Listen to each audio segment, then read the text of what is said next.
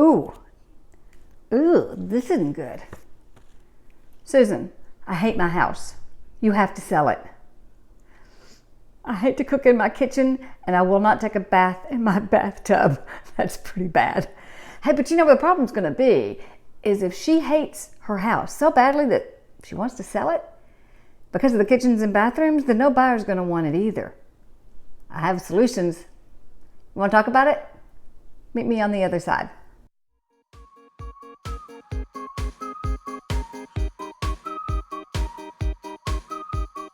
Hey, welcome back. I'm Susan Thetford with Parks Properties here in the Nashville, Tennessee area. People hate kitchens and baths. They make buying decisions based on kitchens and baths. And if you hate your kitchen and bath enough to want to sell it, probably no buyer's going to want to buy it. Hey, I've got solutions. I sell ranch homes on these great properties that need some updating all the time. So I've got some great solutions for her. Can't wait to share that with her. And while we talk over with my friend Pearse, who is a staging consultant. She and I have some great ideas and we're going to talk about it right now. If this is the type of thing that's of interest to you, all things Nashville, design, real estate, then I invite you to subscribe to my channel. Tap that bell so you don't miss a thing because I do a new video every single week. Okay, let's get your pen and paper. We're going to take some notes. What are the best home improvements to increase value? That's what everybody wants to know, whether they're putting their home on the market today or in 5 years from now. If I'm going to do $5,000 of improvements, what's the best that I can do and make sure I get that return? Today, I'm talking with Pearse. Hi. Financial planner turned professional stager. She turned her passion into her business. I did. And she is uniquely, I think, really qualified to help us have this conversation about, I've got $5,000. I want to turn that into money. Multiple $5,000. Return on investment. Good ROI. Yes. So that's what we're going to talk about today. What is $5,000? What will $5,000, what somebody has after they've cleaned, they've decluttered, Yes, we've pre-packed and we have edited out some things. So for $5,000, let's stay on kitchens and bathrooms just for a minute. Okay. From what we did our last video. Absolutely. So in kitchens and bathrooms, most of the time I'm going to recommend if we have a budget, if we have a little bit of budget of $5,000, I'm going to recommend if you have wood or those light oak cabinetry, I'm going to recommend painting those. I'm so glad to hear that. Yes, I know.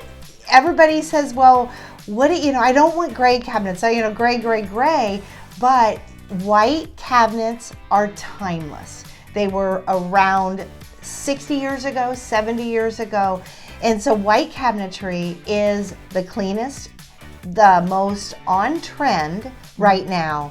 And if you update the hardware like we talked about last time, it's really going to give you a wonderful investment. And you have a wide range of hardware you can use because you could use every single tone. You could use the oil bronze. You can use the satin nickels. Right. Whereas a lot of you could do the pulls and the drawers and the long. Like there's so many great. I have never heard anybody walk into a kitchen and say, "I wish this was that yellow oak." No.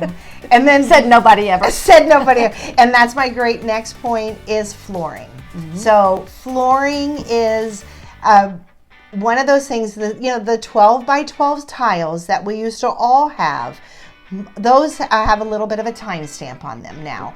So we really would like to have hardwoods, or even the engineered hardwoods. There's so many fabulous projects. And that's good in a kitchen, especially if you have children. Yes, it's fabulous in a kitchen. Right. So they look so much like hardwoods, but they will, they'll stand the test of time. So it's one of those things that it's great. So if in the bathrooms, I'm going to stay with tile. Because obviously you have all the way more wetness stuff in the bathrooms. So, but the tiles, instead of the 12 by 12s, we're now going to the 12 by 24. So a little bit longer. And for selling, I try to stay real plain. I don't want to get into a lot of, like when you open the design magazines, you're seeing all this beautiful pattern tile flooring in bathrooms and powder rooms. Don't do that. That is a very personal decision. But if you go with long 12 by 24, even 12 by 36 tiles, that will update it tremendously. And always go with a little bit darker grout.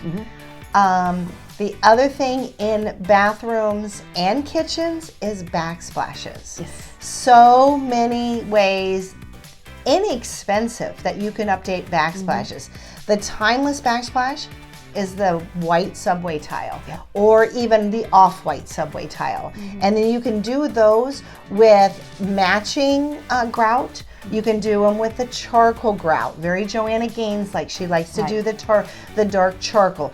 Don't use black grout, because charcoal is going to be the same color to our eyes, but black grout actually, it gets onto the white subway tile and it's hard to come off. So charcoal is a much better choice. So those are available.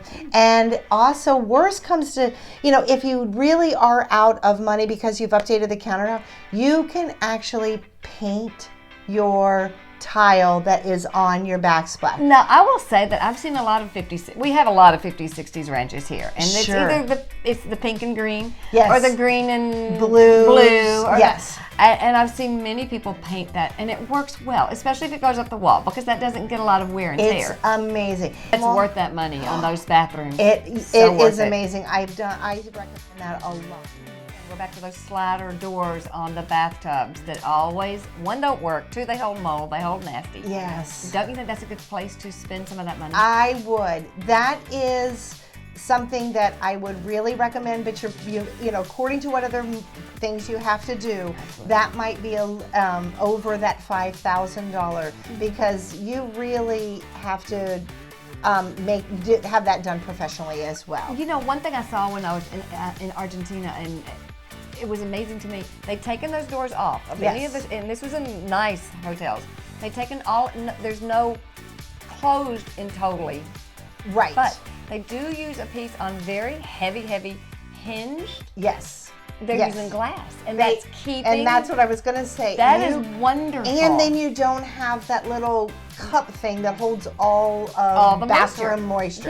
Yeah. So that's what I was going to say. I would recommend, and you can do open. You can just do one glass. You don't have to encompass the whole bath. They use only half. And only half, or you can do almost like a door, like a French door look, which really looks beautiful. I think for those secondary bathrooms, or the hallway bathrooms that the whole family uses, that again, I'm back to thinking of the 50s, 60s houses that I'm seeing a lot of. That is just such a mold haven, nasty. It is. And no matter how clean you are, you can't help it. You can't keep it clean. No, you can't. Because of all the moisture. Right. So, let's backtrack. Okay. Lighting. Painting, cabinetry. Painting. Again, hardware like we talked about last time. Shower in the bathrooms, the shower heads and faucets. Sometimes those just are seeing their better days. So those are a nice thing. And then painting walls. That is bathrooms, kitchens, living rooms. Oftentimes in these older homes, I see purple dining rooms. I see red rooms. So we want to make sure that it is a very clean, light, neutral color, because we don't want buyers to come in and say, oh, I'm going to have to paint this whole house. We just can't envision it. We cannot envision it. No, and then they will focus on the red wall or the purple wall and not the beautiful crown molding and not the wonderful hardwood floors. Well, actually, remind the person when you're in the car with them and you've shown them 7 houses. Yes. Okay, what do you think about the house with the red dining room? We're going to call it out. We're going to name it. Oh, you do. And we don't name it the cute little perfect house. No. Everybody has a name for those. So that would be something I truly recommend, is making sure you have a light color scheme. When you're selling your house, you can actually take one color throughout the whole house. I like to have like a powder room, a little deeper color, so that's where you get some interest. A little drama. Absolutely. That is, usually I say paint is money in a can. Yeah. And it has the biggest return on investment. I will say, every time that I've seen a home that's painted the same color, especially if it's a smaller home, yes, it feels much larger. Yes. And it still doesn't look the same paint color because you have different light absolutely in each room. So right. It doesn't scream it's the same one, it was cheap. No, it actually is more rich. It does. It absolutely looks beautiful. And just those nice neutral colors. And you talked about this as a reminder. When you're selling your home, you've already moved out of it. You need to have it in your mind that you've moved out. Right. Your goal now is to make it as possibly perfect for the buyer. Absolutely. Which means you might need to redo some furniture. We may need to move it around. Right. You really want to showcase the features. So if you've got a beautiful fireplace or beautiful built-ins like we have behind us here, we want to showcase those. We don't want to have to walk around furniture to get to those. The more people touch and feel, that creates that emotional connection to them. So we want to showcase those. I never like to see in a smaller room the back of a sofa when you walk in. Those should be really focused. You know, we don't need to terribly focus on where we're going to watch TV.